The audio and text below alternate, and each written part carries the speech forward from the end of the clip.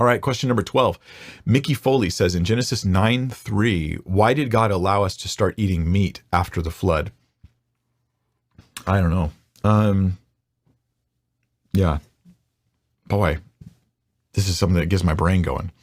So in the beginning, before the flood, it says, he says in Genesis, I give you, like, you could eat of every tree, of every plant that bears fruit, you can eat of it freely. He doesn't say you can't eat the animals, but he doesn't mention the animals either. Now, is that God? You know, after the flood, God tells him, you can eat of all the animals.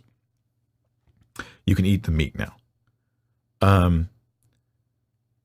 Is that saying that Adam and Eve would have been vegetarians and that everybody would have been vegetarian by God's design up until the point at which he opens the doors to eating meat?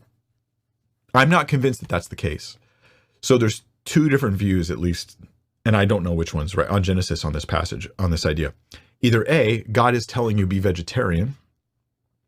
So when he affirms that you can eat of the trees and eat of the fruit, he's, by implication, saying you can't eat animals. That's one view. I'm not convinced of that.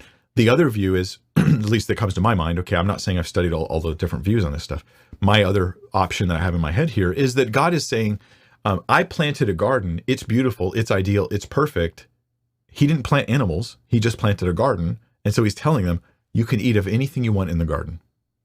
Later, he will forbid them from eating in the garden. And when you also realize that there's one tree they can't eat from, so he's like, you can eat of all the trees that you get, but not that one. Then you realize why he's highlighting plants here and he's not talking about animals. So I don't know if animals were supposed to be off limits or not. I just don't know that that's the case. So that's why this question gets me going in my mind here is I'm like, why did God allow us to start eating meat after the flood? Wait, did they? Did he? Did he? I don't know that I would conclude that. I'm unresolved on that issue, that's actually what happened. The first animal death in the Bible is the animal that died in order to make skins for Adam and Eve to wear for clothing.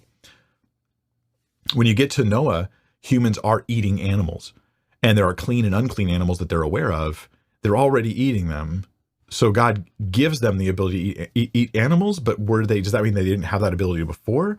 Or is it more like God floods the earth, and just like he introduced Adam and Eve to the garden, this perfect place where they could eat of the fruit, now he introduces Noah and his family to this not perfect place. It's been flooded, right? This is the post-fall situation, and he's like, yeah, you can eat this and that, but don't eat the blood, right? That kind of thing. It may not be initiating something new, is what I'm saying at that point.